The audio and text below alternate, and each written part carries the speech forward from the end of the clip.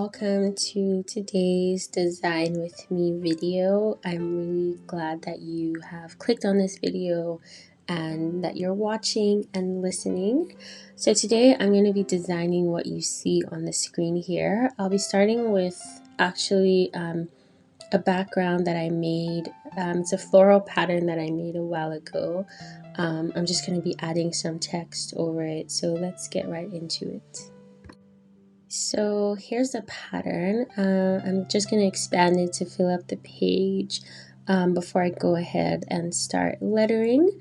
If you have any questions on the design, the tools that I'm using, just any questions at all, just leave them in the comments and I will get to those. But today I wanted to talk about feeling like you have no talents. For the longest time, I felt like I was semi-good at things. I love to sing, but I didn't have a professional singing voice. Like, I just felt like I wasn't good enough. I love to draw, but I wasn't that great at drawing or painting, things that I like to do. I've always liked writing songs, writing poems, but I felt like it's not at the point of like a natural talent, if you know what I mean. I also used to dance in high school, but I felt like I wasn't the best at it.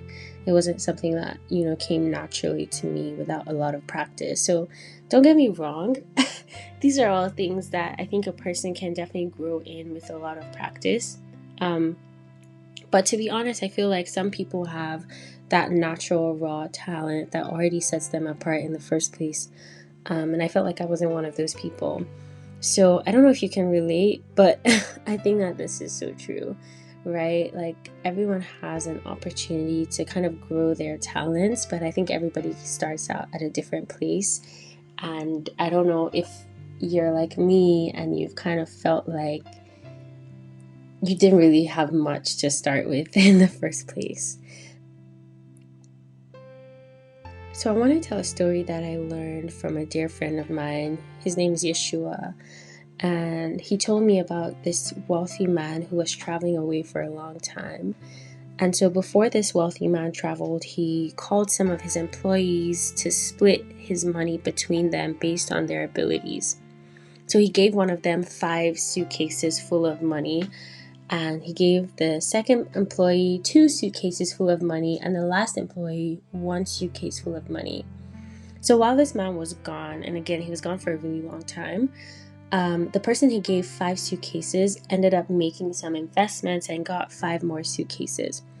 And the person he gave 2 suitcases also doubled their suitcases, and they gained 2 more suitcases. But the guy who got the 1 suitcase of money, went and stored that suitcase in a safe, basically a place where nothing could happen to it.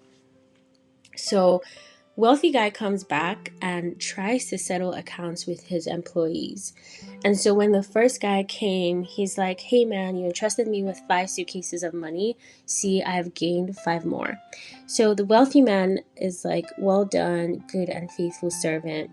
You've been faithful with a few things. I will put you in charge of many things. Come and share in your boss's happiness." And then the man with 2 suitcases of money also came. And he said, "Master, you entrusted me with 2 suitcases of money. See, I have gained 2 more. So the master replied the same thing. "Well done, good and faithful servant. You've been faithful with a few things. I will put you in charge of many things. Come and share in your master's happiness." So finally, the man who received just the 1 suitcase of money came, and he said, "You know what?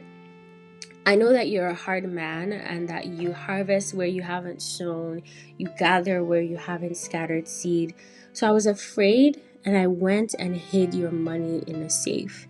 See, here's what belongs to you." So his master was like, "Oh my gosh, you lazy servant. If you really thought that about me, you should have put my money on deposit with the banker so that when I returned, I would have received it back with interest." And so he tells the people around to take the suitcase from this guy and give it to the person who had 10 suitcases of money.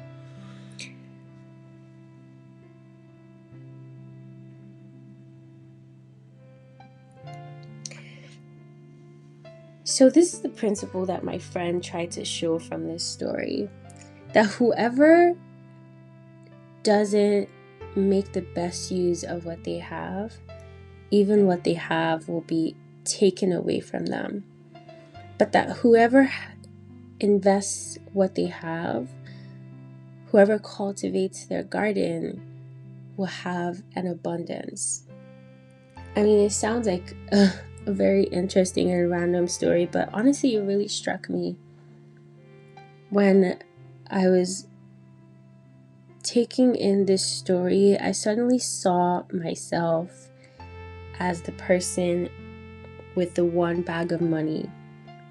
Sure, it's not a lot compared to what I think was given to others,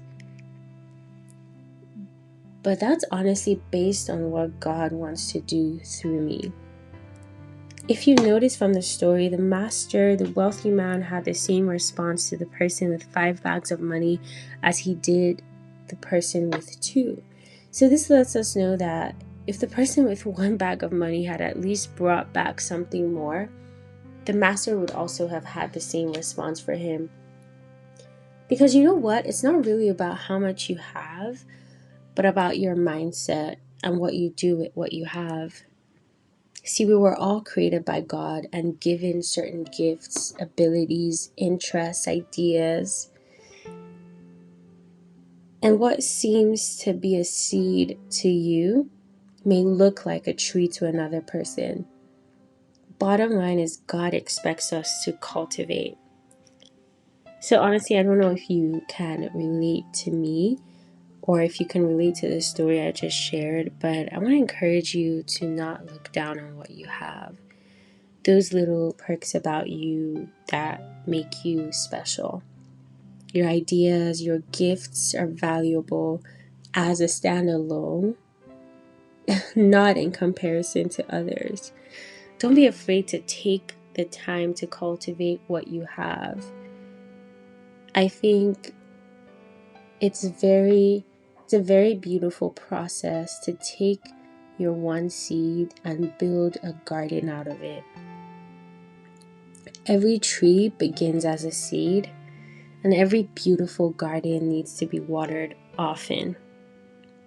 When you think about the wisdom of God, He has a story written for every single one of us. Don't let comparison prevent you from taking what God has given to you and asking Him for direction on how to cultivate it.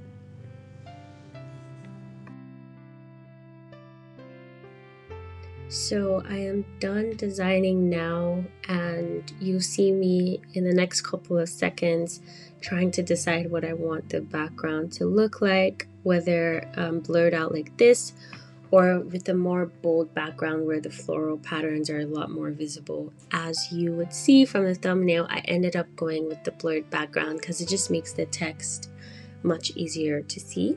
So thanks for watching this video. If you enjoyed it, please give it a thumbs up and let me know in the comments if you were encouraged and what seed you have that you're gonna cultivate. I cannot wait to read your comments. See you in the next video.